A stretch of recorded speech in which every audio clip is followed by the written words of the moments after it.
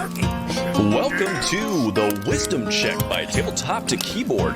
This is going to be our bi-weekly podcast where we discuss things such as Dungeons and Dragons. Actually, I think maybe we need to turn up my mic a little bit, guys. How about some more game?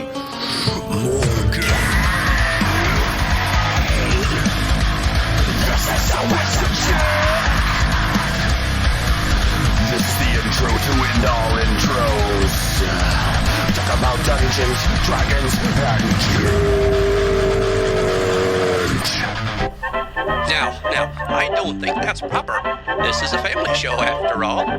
This is the intro we can use, fellas. It's good, clean fun for everyone.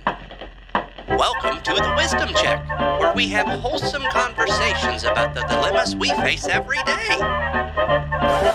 Nah, hold on a second. I got your intro right here. Yeah, that's better. Welcome to the Wisdom Check. Well, I'm right, just wrong.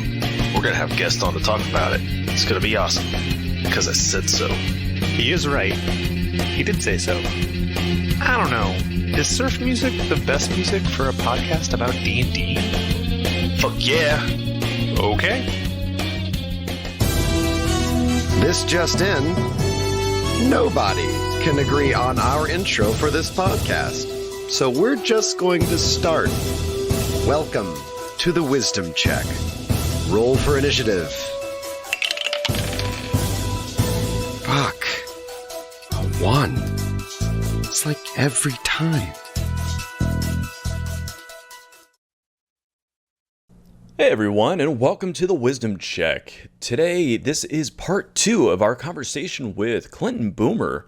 And if you don't know who Clinton Boomer is, well, that's surprising to me because he is a hefty contributor to Paizo products. He was a Final Four contestant in the 2008 competition for Pathfinder's Superstar, and he has also written a number of books. So get out there and check him out. He is awesome. And we're going to be picking up right here with a topic that was pretty interesting to our chat at the night. And that is, how do you get started as a content creator? How did he get his break? And what do you do with funding, such as Patreon? So buckle up, enjoy, and if you are behind on episodes, make sure you look around the site, because I've got all kinds of content ready for you to enjoy. Now, for getting kind of chat interaction here, I know for a fact that we have content creators kind of lurking, maybe in this cast today, definitely on our Discord. So are there any our Discord people here or anybody that wants to talk about content creation in general has any questions, feel free to ask those away in the chat and we'll get to them.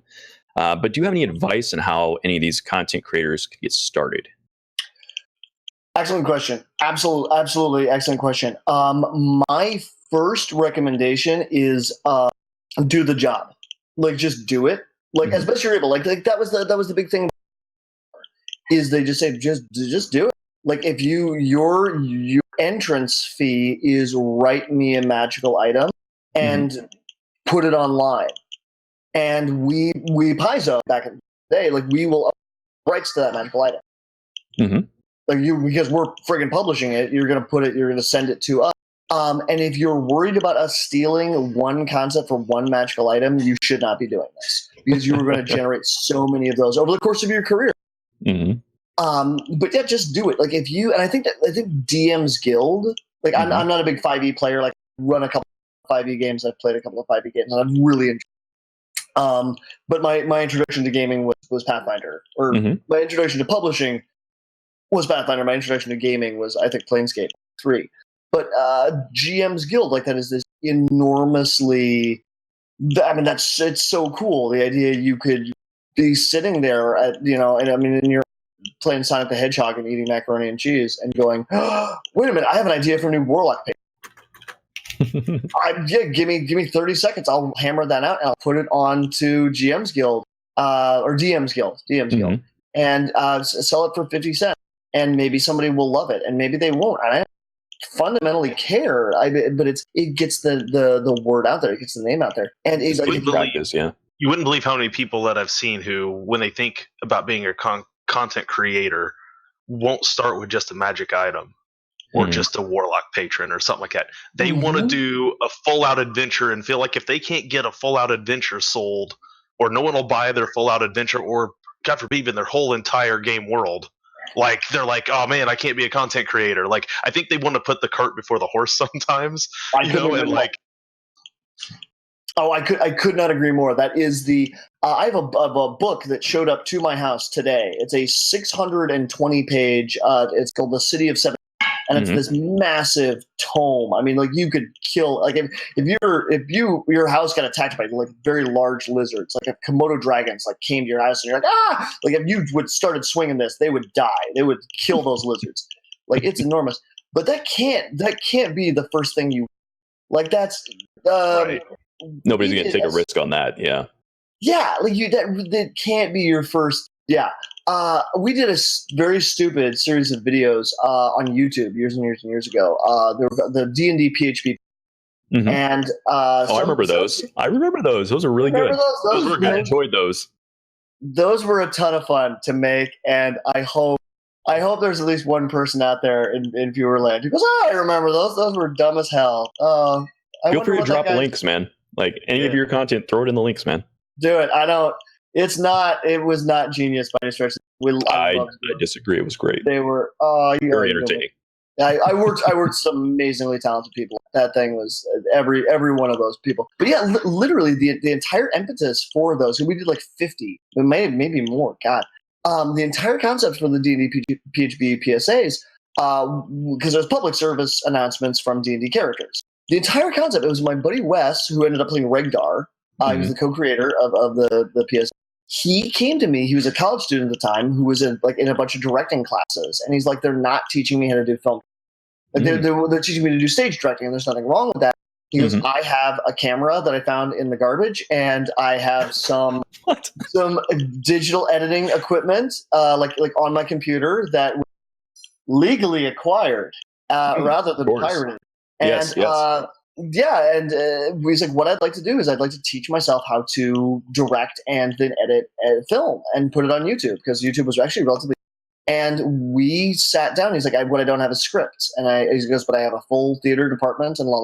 And our first thought, because we are like I was about to say it was because we're stupid. No, because we're human. Our first thought was, I'm going to make a 12 episode season of television that is kind of like Buffy the Vampire Slayer, right? Like it's going to be a quirky romantic comedy that is also adventure and has action and has a cast of like 25 to 50 major characters, and we'll have a full 12 episode arc. We'll do half-hour to 45-minute episodes, because that's what I grew up loving was was Buffy the Vampire Slayer. Was that idea where you go, yeah, it'll be like each one of them will have its monster of the thing, but that will also tie into the greater narrative. And you just go, I'm not ashamed.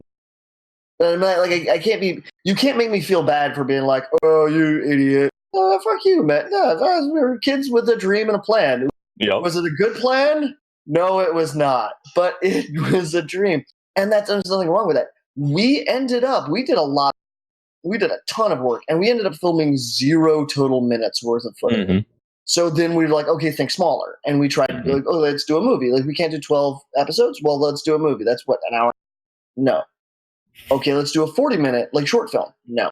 Let's do a 10-minute, like, long Saturday Night Live sketch. No. Let's do a 2-minute short Saturday Night Live sketch. No. Okay. Let's get a person to sit at a chair behind a table and scream, "Sneak attack, motherfucker." Right? Yep. That's what sold. That's what got green lighted. Boom. Nailed it. Right. Dungeons & Dragons, because the PSA is the smallest form of filmmaking. Don't hit your kids. The more you know. That's it. And that's what took off. That's what was successful. Yep. And I worked with incredibly talented people, and they would come in and they were very, very kind and very, very patient. Where I'm like, your concept is you're a barbarian who is illiterate but thinks he's very smart. I'm going to ask you, I've written you out a script. You think you're here to talk about being a chef. The joke is you don't know how to pronounce souffle. You're going to very confidently say souffletta. And I'm going to make you do this 50 times until you do it the way I want you At the end, you will be drinking Pine Sol, drunk, and someone from off camera is going to scream, "Are you drinking the Pine Sol again?" And I want you to glance at it because I couldn't afford any Pine Sol. My house uses extra lemon. So you're going to be visibly drinking Pine Sol, and someone's going to scream, "Krusk, are you drinking the Pine Sol again?" And you will angrily respond, "It's not Pine Sol, it's extra lemon." And that is comedy, my friend. And again, you will do this 50 times because I'm like Stanley Kubrick. Yep. Right. If he had no talent. and that's what we're able to. And I would give the exact same advice to anyone who wanted to create anything, which is whatever you think you want to do, thinks. Yeah, I mean, it makes sense. I mean, not only is it you got to learn to walk before you run, but I think some of it too is that, and the story we were talking about earlier with the person who got a little bit of bad feedback and then gave up.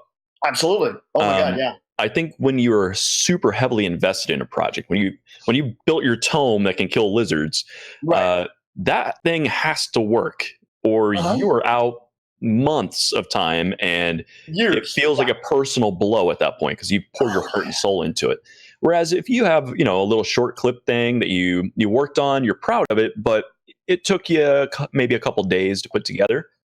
If that doesn't work, it's not the end of the world. You could pick up and go and do something else. Absolutely. It's there's that old line of like, what we don't tell young creatives is there's a gap. Right? If you grew up reading, nobody wants to write good fiction unless they've read good fiction. Like nobody wants to be in scene art that made them cry. Like you don't get into. I would be shocked to discover that there's anyone who wants to write something as powerful as Harry Potter who hasn't read Harry. Right? Like you've read Neil Gaiman. You've seen the episode of Doctor Who where they bump into Vincent van Gogh. Right? Like whatever. Like you saw something and went, "That's amazing. I want to create that." And you will get better. You'll be better as a person. But you will not be you will not turn in Coraline first time. I love Coraline. Right. There's entirely possible somebody out there is like, "Oh, Coraline, shit." That's your opinion, man. I think Coraline's amazing, but you will not turn in Coraline. You just won't. You will not turn in the Vincent van Gogh Doctor. You can't. It's not possible. That's Martin Eminem. I keep referencing this. It's only because I've listened. But it's the from 8 Mile. It's like if you only got one chance, would you squander it? You're like, yes. Doubtlessly, I would squander that in a heartbeat. I would be ashamed for the rest of my life. What they really need to do is they need to take somebody like a Marshall Mathers or a Van Gogh and just find the rest of the work that they never finished. Or that didn't work. Never put out. Just get his notebook and publish that thing so people can see how many attempts they made at complete crap. Like not even like previous renditions of a song that eventually became good. I'm talking songs that never saw the light of day. Yeah, and funny enough, 8 Mile is about a dude who's terrible at rap battles for the first third of the movie at the very least. Rapping. And the song is even like, he's nervous and he chokes. Yeah. He's vomiting on himself. His mom's spaghetti is all over him. You go, no, you have to, like, he makes it look effortless because, of course, Eminem looks like he came out of nowhere. But, like, that's that old joke. You ask any famous artist, you're like, "Oh, you really seem to have come out of nowhere." And you're like, "That's because you didn't see the last 10 years of my work." That's because they wrote under a different name and they did something as a different name, so you never heard of them. Well, and nobody cares when you're nobody until you're somebody. They don't look, It's like wrestling, right? Like when you find out the first match that a lot of your famous wrestlers had, they went by a different name and they were just some scrub who got pinned by somebody more famous at the time, and then they come back with a whole new persona later, and then boom, they take off. Yeah, there you go. Like, Mick Foley has always been Mick Foley, but he wasn't Mankind. Right, exactly. Yep. Yeah, you watch him fight as Cactus Jack, and you're like, "Oh, okay." But yeah, and that's. I forget it's the same guy. Yeah. Like, oh shit, that's Mick. Hey, it's Mick. But I guess, and maybe we fetishize it in our culture. That idea of like Taylor Swift has not been Taylor Swift. I guess. Yeah, like, it's a little different nowadays. I think reality TV's killed a little of that because people just kind of. I don't want to say they just get handed this stuff. Usually they find some reason why they end up where they are, but like some of these people were like just kind of almost handed to a degree, like I guess. Like, Yeah, I mean, again, I'm not poo-pooing Taylor Swift. Incredibly talented. She has more talent in every bone in her body than I have in my entire body. But I'm like, you're like, so what did she do before she was Taylor Swift? And like, she was 13, I guess. Yeah, Samuel L. Jackson lived a full ass life. Like, what did Samuel L. Jackson do before he was the Samuel L. Jackson? You're like, oh, buckle up, friend. You're in for a wild ride. Like that's the guy I want to emulate. I'm not trying to emulate Taylor Swift. That's Right. 1 trillion. But like Sam Jackson also wanted a trillion, but like what a roller coaster to become who he is. Like that's work, that's effort, that's overnight success. Anyway, if you are a creator, if you are a content creator of any kind, of any shade, stripe, whatever, you live in a magical time when you can. You know, there was a time when the barrier to having your work published was like, well, first you got to get some monks to transcribe it for you. Yeah. Right. Yeah. Okay. You're going back further than I thought you were going to go. Just a little bit, you know. Yeah, and then we had the Gutenberg press, and then right, then the Gutenberg. Yeah, like, well, there are a total of 1,000 books that all of. Maybe yours can be one of them someday. We live in a time when, I mean, there's so much content being put out there. Like, if you want to be read, if your goal is to do anymore, is read at Twitter, Facebook. That's all it is. I guess people aren't reading this technically, but they'll read the show notes.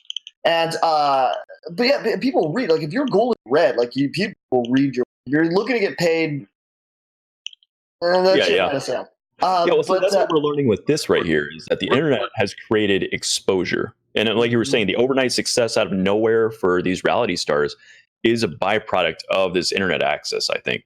You know, like there's never been a time in the world where you can literally just say, I'm starting a free YouTube channel and throwing whatever I want out there and people are going to stumble on it. Or like our show right now, like what was this like a couple weeks ago? It didn't freaking exist. You know? This is episode 11, by the way. I think this is episode 11. And not 111. Right. I mean, I'm just a dude in a bedroom with a camera off the top of my computer looking at me, you know, like, how does this happen? You just do it, you know, and is it going to be successful?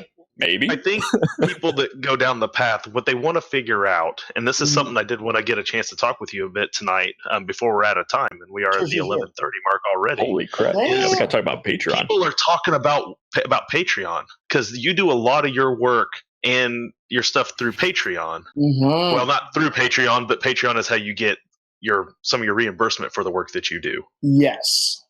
And we've had people on our streams before ask about how do you go about getting started with Patreon? And so I'd be curious to hear your story of how you kind of got going with Patreon and how you keep that kind of going. That's a great question. And I do not know exactly if there's a perfect way to do Patreon. I'm definitely not. I've had some success on Patreon and I'm very, very pleased with it. And I would not give up my world. Like, I love it. I wish I had about approximately 10,000 more Patreon patrons. I wish I got money through Patreon. I'm glad I'm not making any less money through Patreon. I wish I got more feedback from my Patreon, like my patrons. Like I never hear, no one ever reaches out to me. Like no one fucking says a word. It's this quiet ghost town, which I guess I'm cool with. I don't know. No news is good news, I guess. No news is good news, sure. Okay, so I first heard about Patreon. I used to be a huge fan of Saturday Morning Breakfast cereal, like that, like SMBC, the webcomic, and then also like series of YouTube videos. I'm sure. Yeah, I love SMBC. It's brilliant stuff. Zach Wiener-Smith is, I think, the guy's name. And I am such a huge fanboy of his work, and it's fantastic. And I remember reading through, because I remember when he, and because it was brand new, I'd never heard of it. He was like, "Oh yeah, like check me out on Patreon." Like I'm like support. I was like, "That's stupid."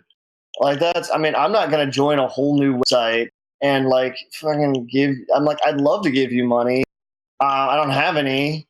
But like, I mean, kudos to you, I guess. Like, that sounds dumb. And then, like, 2 years later, I'm like, as always, Zach Wienersmith is because that's fucking brilliant, and it's really cool. And then now everybody's got, and God love, good. Everybody should have one. That's just a cool idea. But it goes back to like the weird patronage model, I think, of like the Renaissance, where you go, how did the Sistine Chapel get painted? And you go, well, it was a very wealthy person who wanted fan art from his like favorite, like from the Bible, and like he wanted it painted up there. Like there was, and you go, you as an artist can do whatever you want, but like then a patron goes, oh, cool idea for something I want you to do, and then you work together. Yeah, Patreon's really neat. And that there are so many different models of the way people. I'm not going to say the name of this person, but they are an erotic fiction. Okay. And they write erotic fiction, and they write this on paper. And they have the most elaborate. Like I was reading through because I just wanted to support my friend. I was like, I want to like support my bro. Like this is really cool. Like you're writing erotic fiction. Like that's really neat for you. That's not something I. It's not my wheelhouse. I'm sorry. Do not contact me to write that for you. Yeah, again, I would edit it. I would gladly edit that. That would be a really fun job. But I was going to the Patreon. I couldn't make heads or tails of this. I'm like, this is insane. It was this super complex. Like, you purchase for each $1 that you pledge per month, you get this number of words, and then you can bank your words from month to month. And then when you hit certain tiers, you unlock words from other people's work. So if I write something for this person at this tier, then this person at this tier gets to read it X number of months later. You bank your words for 6 months, and then you say, okay, I now have 2,000 words. Now, at that time, you can decide you want me to write something that's 2,000 words long, but who is it available to? Is it only available to you? Like, blah, blah, blah, blah, blah. And this super convoluted. I was like, this is, if you were a person who really wanted to support this writer, this would be awesome. Like, That's a really interesting concept. I would have never thought of that.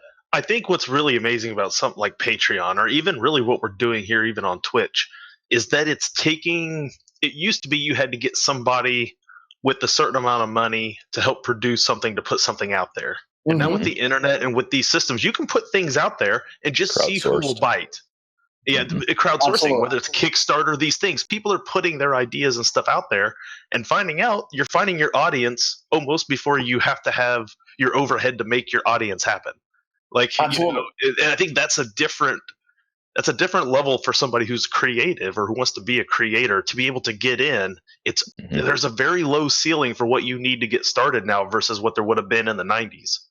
Oh, absolutely. Because you cannot come to the table with the idea of Vampire the Masquerade. You have to, at the very least, produce Vampire the Masquerade First Edition, which we can now look back on and say, huge number of changes before third edition, which is the one I ran and was so much. And you like I mean, it's almost faintly like embarrassing when you like look back at the original Vampire the Masquerade, like the first edition, like, oh, this isn't. But you go, no, but but it was a lot more work than I've ever done. Oh, it's so easy, you write one, you know. Yep. It's huge about this unbelievable undertaking to bring that to the table, and that comes out of that old line, Picasso, right? Picasso's party, and the guy's like, oh yeah, I've always wanted a Picasso, an original. Picasso's like, oh, that's great. Like pulls on a cocktail napkin and like, there you go. That'll be $150,000. Right. Sorry, that took you 10 seconds. He's like, no, it took me a fucking lifetime. And tears it up, right? It's because it does take a lifetime. It's this every moment is on display. La la la. So, the ability to do the and just I have like this book, City of Seven Seraphs. It's a 650-page book and beautiful. And my buddy Christian Sowards, who I wrote for the book. I don't think it was in a stretch goal. I think it was just one. But he was like, here is the book I want to do. I will promise you the earth, the moon, and the stars, and I will deliver. Here's how much money I want. Here's how much money I need. Here's what I can do. Like, I can hire Wolfgang Bauer if I have this much money. And then he friggin' delivered. And he was like, this is, and it's gorgeous. But if he'd had to produce the book first, the book never would have been produced. I'm sorry, Yeah. like it wouldn't happen. It's not possible to hammer that out, to take the time and the energy. And Kickstarter made it possible, and Patreon makes it possible as well. And I was going to say on the topic of Patreon, this person, and I think we lost your mic there for a second. There, yeah. Oh, sorry, I'm not It's trying back, but yeah. to cut out. Awesome. But yeah, this person who is writing smut, erotica, under a pseudonym. They had this super elaborate, like, oh, here's how you can get exactly the content you want. Like, you liked my stories and you want more of that. Like, here's the topics. And like, once you've banked X number of words, and you can bank a whole bunch of words in the first month, like, declare yourself a patron, and then that cash comes through. Congratulations, you've now banked X number of hundreds of words, and like, tell me the story you want me to write, and I'll write it for you, and we'll go back and forth, and blah, blah, blah, blah, blah. Now you get access to this. It's really convoluted, but for people who want it, that's what they want and they're paying for. Yeah, absolutely. Other end of the spectrum, I know a guy. I will tell you his name. His name is Arnold Kemp. I love Arnold Kemp. He has a website called Goblin Punch.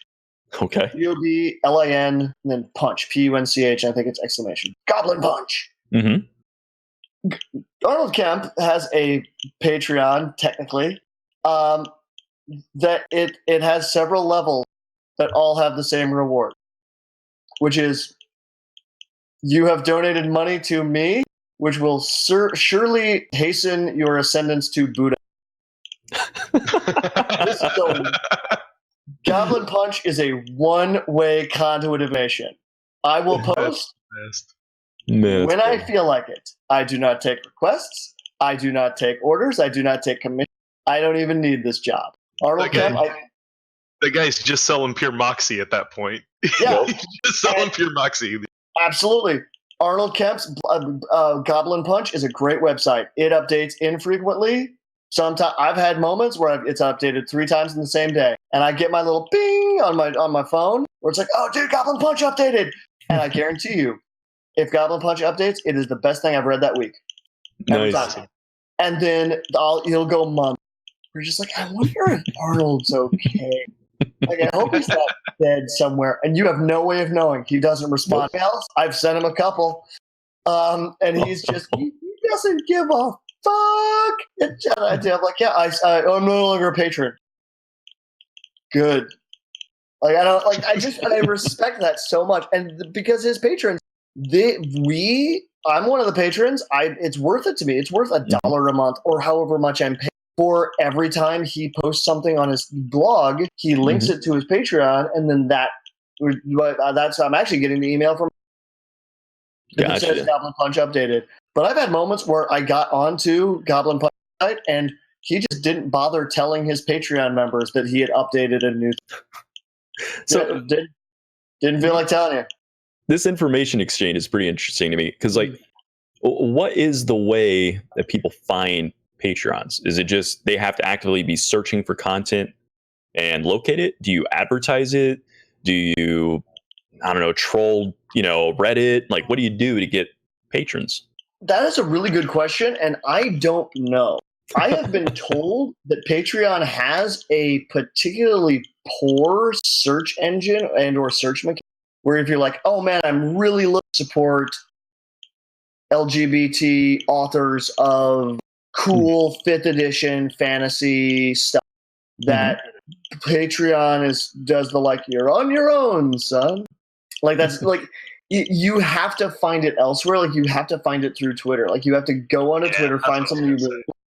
Okay. Yeah, and then hope that somewhere on their profile, like a pinned post or something, like in their profile, it mentions, like, by the way, y'all, I got a back in the day when Tumblr, I'm like the last Tumblr user, I guess.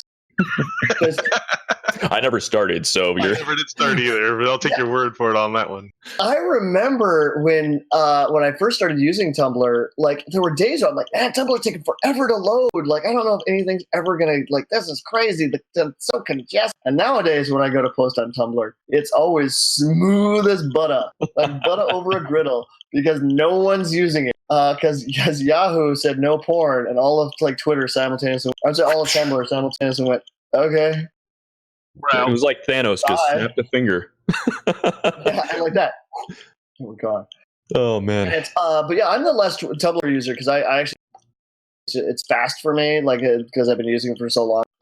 But yeah, so every time I post on Tumblr, I put my little thing on like ding, you can support me here on Patreon. I'll throw a thing onto my Facebook. Ding, here's a link to my Patreon. Here's a link to the thing I wrote. I get onto Twitter, like ding, here it is. Here's my, sometimes, and I forget, because I like to think I am. Well, but yeah, that's why. I was going to cut you over quick. You know where people can find your Patreon right now? In our panels. They see that sexy picture of yours down there. That thing will take you right to his Patreon when the interview's done tonight. And you can support him, become a Patreon of Clinton Boomers. And please do. And I think that's where you find them these days. You find it in Twitter. You find it on panels on Twitch. You find people that you're interested in talking to or following, and you find out they got a Patreon. There's a way to go direct support versus giving bits or doing other methods. Like, it's another way you can find those.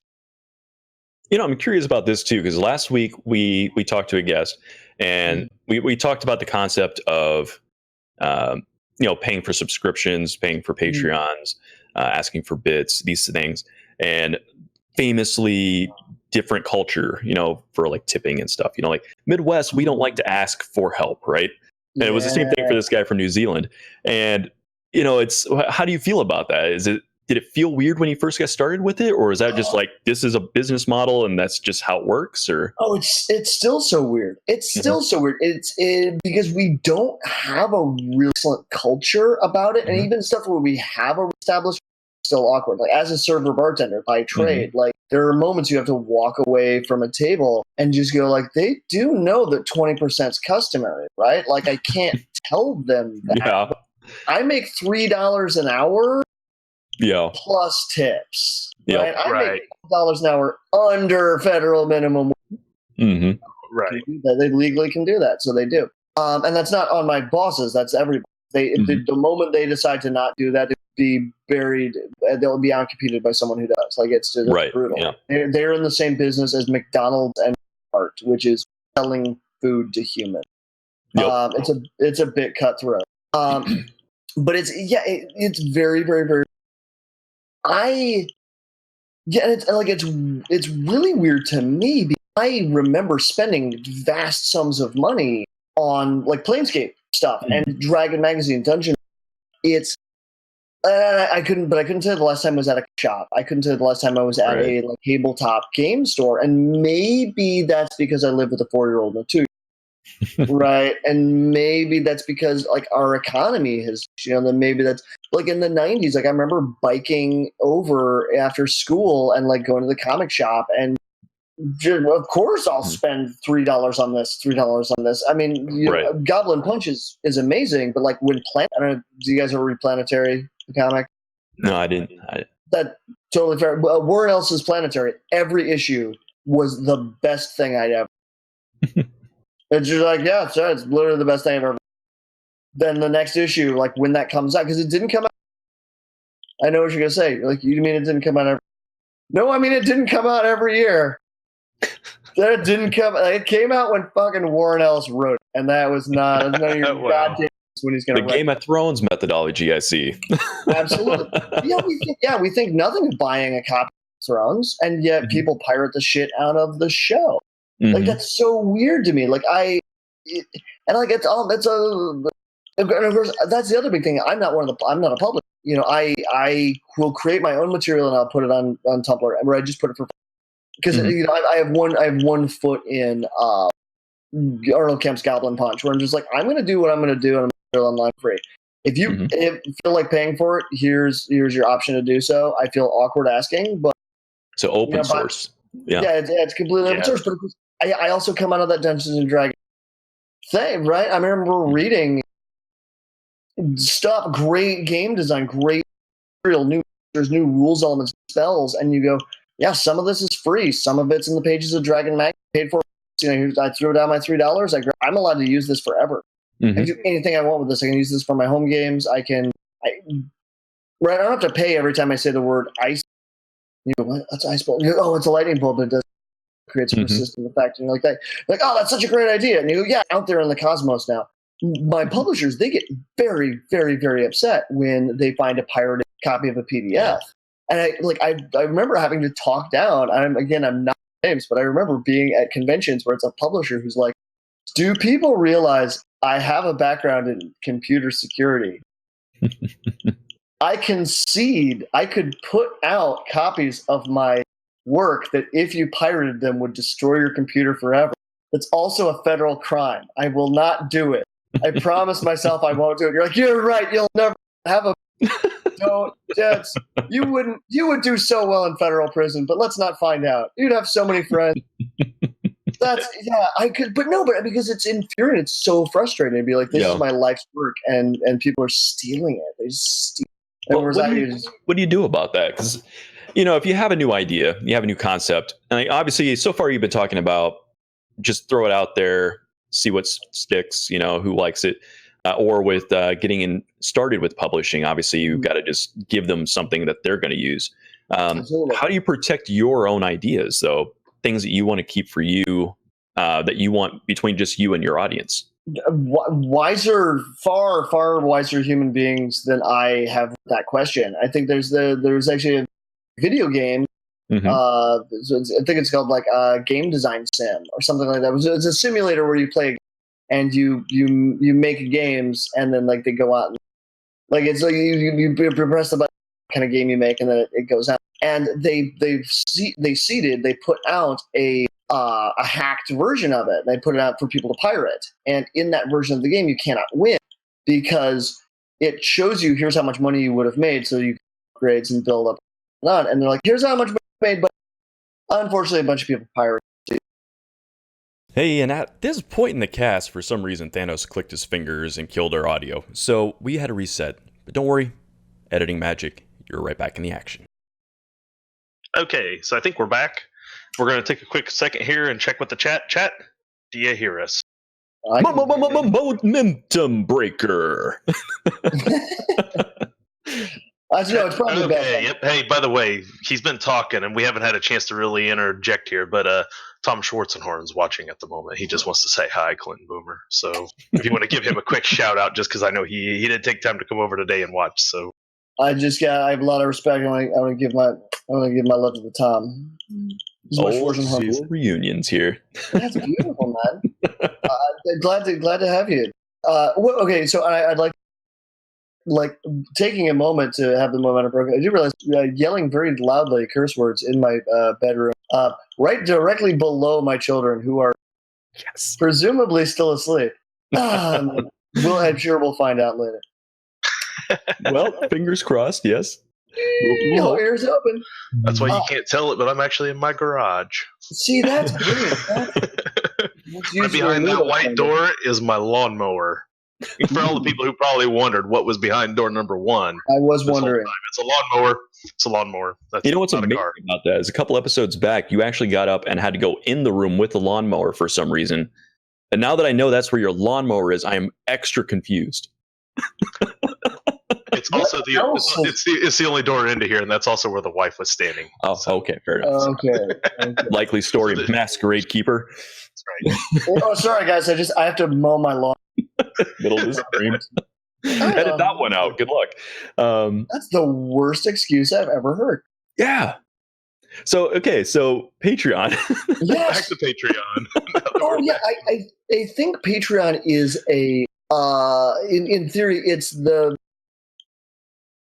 we as a society don't really have excellent social rules in place for a lot of things, and society is just it's very, very difficult. There are people who don't tip. Sorry, they don't. Mm-hmm. There are people who tip very, very well. We don't have rules for how bad steal from a content creator. Like, is it truly despicable to download something that you really want? Like, end of the day, I mean, I'm as guilty of it as anybody. Like, I remember a buddy of mine was like, he was talking about something about 5th edition, and I was like, oh yeah, I've never played 5th edition, but like I used to be an old school like Ravenloft, and I understand that they're bringing it back. And he was like, oh dude, that's really cool. And like later I was like, dang, here's Curse of Strahd, like in my inbox. I was like, oh, I don't think I asked for this, and I know I didn't pay for it.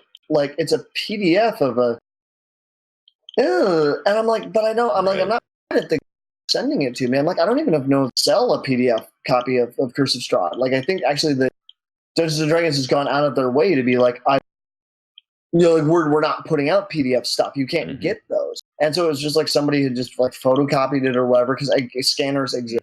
Like, sorry, like you can't put the genie back in. Like scanners exist. And so he just sang to me and for it. But like, I'll be damned if I didn't open the file. Yeah. Like flip through it, take a look, and and I mean, and how culpable am I? How guilty? Yeah, it's a weird area in our culture because, if you were never going to purchase the product, is there a problem if you get a free copy of it? Like, yeah. But then, of course, you're consuming something that was produced. Like, so, somebody's hard work went into that. Like, absolutely. Yeah, it's a ugly space that's very, very, very troubling. Chat maybe will have some opinions on this. And I'm sure, and like there's one of the guys. Last I checked on Facebook, it's possible it's possibly unfriended me. I don't know. I haven't checked recently. But it's Adam Jury, who I have a huge, huge amount of respect for, who's one of the guys from Eclipse, and he just kind of has this very I don't want to say cavalier. I think that respectful to call it cavalier, but this very like. He's like, there's no such thing as bad publicity. He's like, people are going to steal your work, and they're going to steal your work. People are going to buy your work. Those are not lost sales. I'm sorry, they're just. He's like, I mean, if someone really obtain a copy of your book for free, and it's better for someone to read your book for free than to not read it. Yeah, I think it really depends on what your goals are as a content creator. If your goal is to make money, I think you have one opinion, and if your content or your goal is to push your content out and express yourself to a large audience, you may have a different opinion on that. Like for you, it sounds like you're putting things out open source in a lot of cases, at least. And I imagine that's because you're motivated by wanting to share your art. Absolutely. And I mean, and that may be an oversimplification. Like if I'm sure, yeah, that's really you clearly don't understand what I'm trying to say. That should be my interpretation of his position. I may be incorrect, but like I know a lot of people who would be very offended by like kind of that core concept. And then it becomes this question of like, well, Invisible, which is out from Monty Cook Games right now, and it's won a ton of awards on and on and on. That in theory is a game that cannot be pirated because it doesn't exist in a way that can be replicated in PDF format. Like it's because it's not. It's a box. It's an experience. It's the multiple pieces. Like if you were to download a copy of Invisible Sun, like you'd need a 3D printer, right? Like it's about so much more than like it's not a book, multiple books and like pamphlets and things that unfold and that's and that's what they're selling. And I don't know if their intention was to be this is the unpiratable. Yeah. Oh, I think there's something to follow on that with like board game design and stuff. Like when you're making a game, like if you just make a card game based on a normal deck of cards, why is anyone going to buy your product? Even if you have a special rule book, all they got to know is the rules, and then they can make their own version of the game. Or in this case, like a Dungeons and Dragons or something like that. If you know the rules inside and out, you don't need the book. I think that's why publishing companies they keep pumping out books. Because I think they realize the moment they stop pumping out books, the moment they're going to get all the real straight arrow honest people are going to buy those books. Every time they pump new ones out, people are going to find those books that interest them and they're going to purchase them and they're going to keep going down. I think part of their business model, I think to a degree, has to be understanding that there's always going to be those people lagging behind who just either borrow their friend's book every time they need one or, never buy their own and just or find a PDF online on a torrent or something and take that. And I think they just have to know that like they have to just keep pushing forward with the people who are going to pay. And I don't know how much time they can really spend stressing about the rest. Well, and you think back in the day, like when like we would go to the mall to like Walden Books, right? Think of how many books got stolen off the shelf. Sure. That's just a thing that happens, like that was always the case. It's just now it's a different form of theft. Absolutely. And it's and we write, in my opinion, look down on the guys who were like, "Oh no, no, no." And you go, dude, you never listened to a tape that was like recorded off of the radio?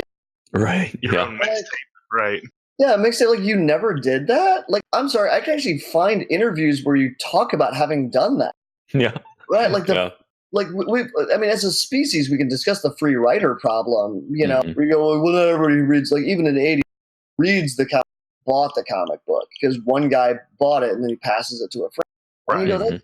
yeah, I mean, oh god, was it Dead Kennedys who put out this the tape back in the '80s? I want to say it was Dead Kennedys. It might have been someone else, but that like had the side A, which had all the music on it, and the side B had a little note where a home recording is killing the music industry.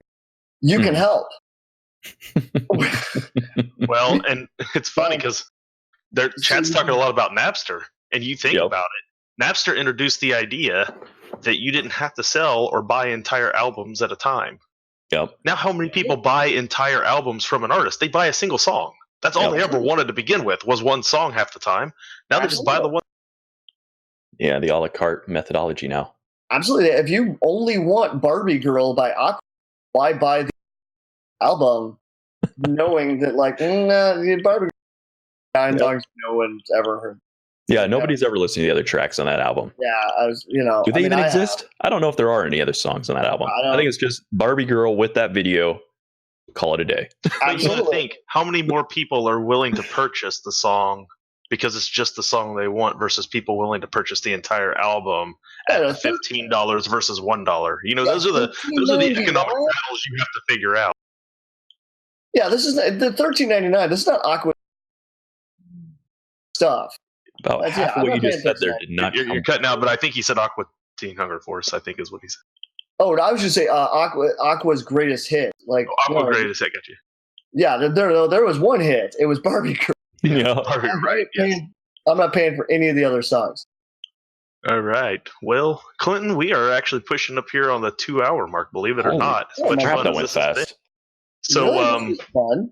As we get into closing here, I think a good place for us to go first here is to let you, once again, to tell our viewers out there where they can find you and what it is you do.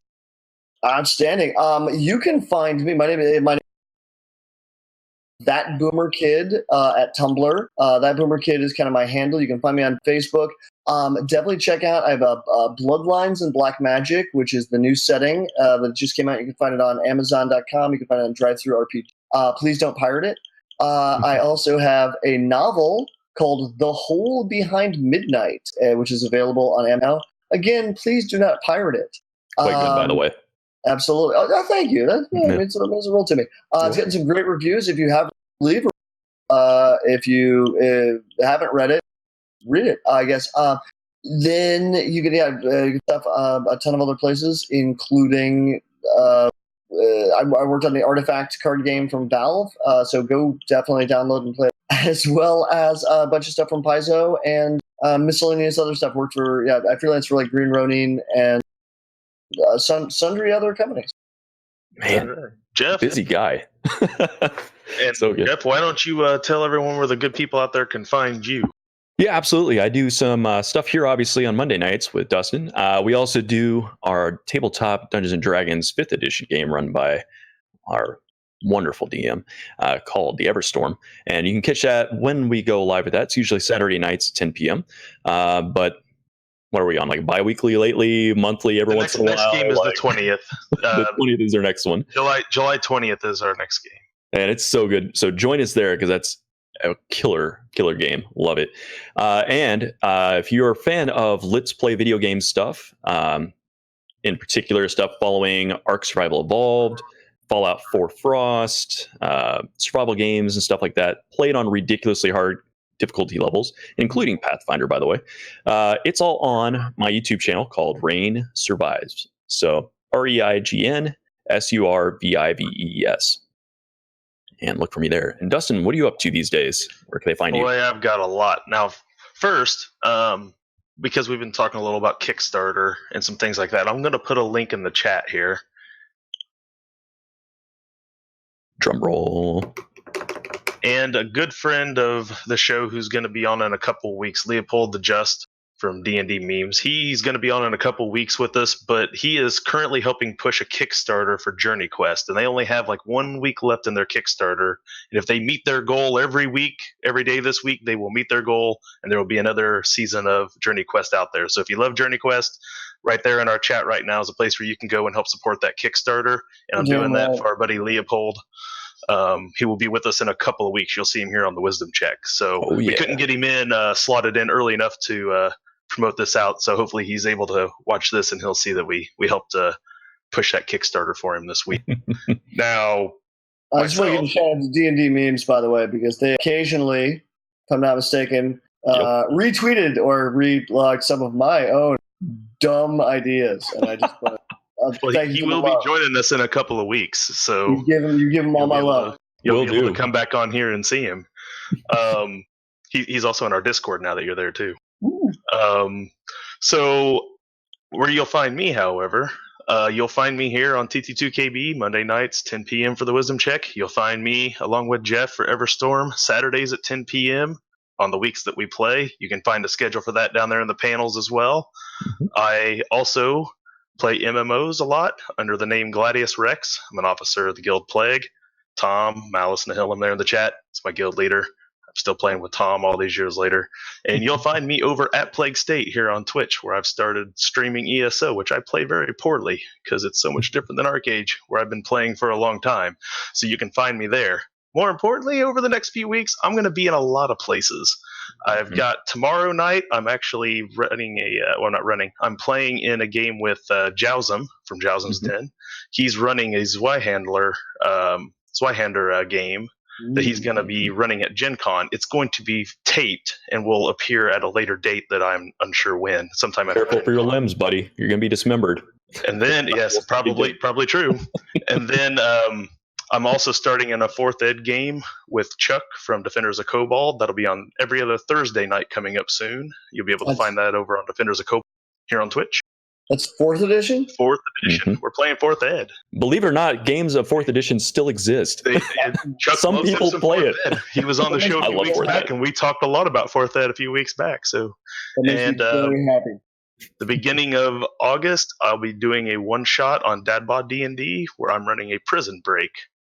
It's called Escape from Cell Block 6. I've already got my 4 players lined up. They got their character sheets made. I got the maps ready to go on Roll20. Just waiting for the day to come around now. So you'll be able to find me there. And boy, I think that's about my exhausted list of places you can find me these days. So Captain Networking. Good luck missing me.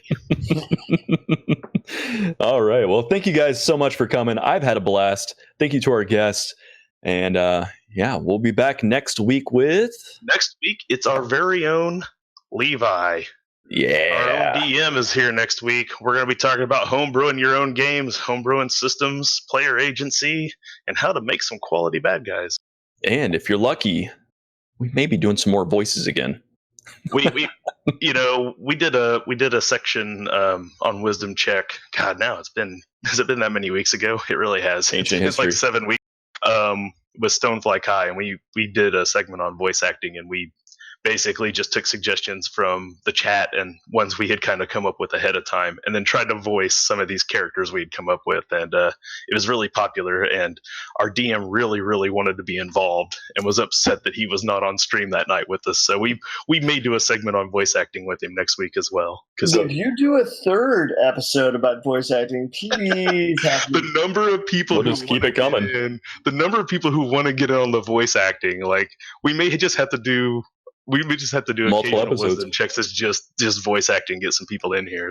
All right, so audience, come up with things to throw at us for that, curveballs. Yeah. Maybe we'll make this a reoccurring thing where just like randomly we'll select a random thing in the chat and do it in the middle of an episode somewhere. Maybe. Do we have time for me to share my favorite dumb NPC voice? Oh, absolutely. Tell us what it is and go for it. So I did a Spelljammer game. This is like the 3.0 Spelljammer. So this is not. There was an issue of a Polyhedron from the 3.0, 3.5 like Dragon and Dungeon, where Polyhedron, where they did this bizarre version of Spelljammer that was super. And I decided to make halflings the absolute worst, like the absolute worst bad guys in the universe. So they were just despicable halflings, and they just humans and they were just dicks, and they were racist and misogynistic. And they were awful, and my characters all hated them. And I had this one. He was an arch cardinal because I didn't want to. But like he was very powerful and brutal.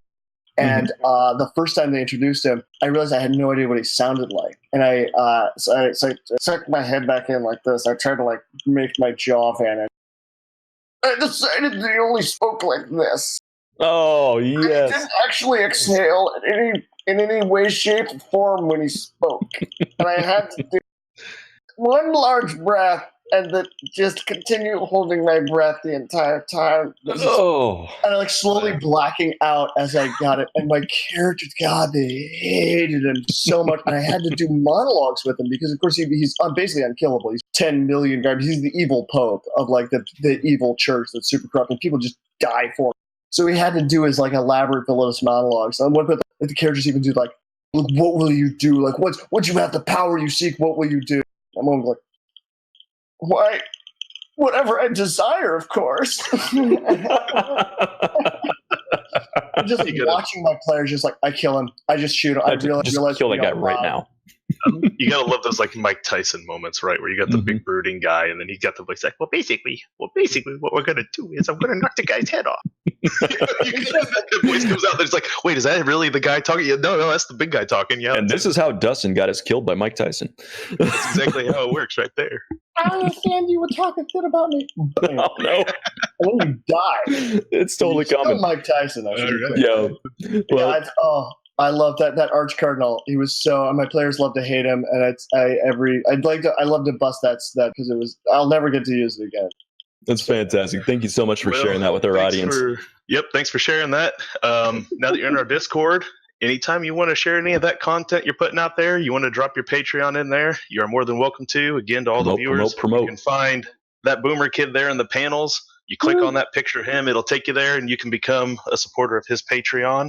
In the meantime, I guess that'll be it for us. Thanks again, Clint, for another great episode. Jeff, Clint. Thank you, guys. Good team. We'll catch you guys next week. Great audience. Bye. This was fun.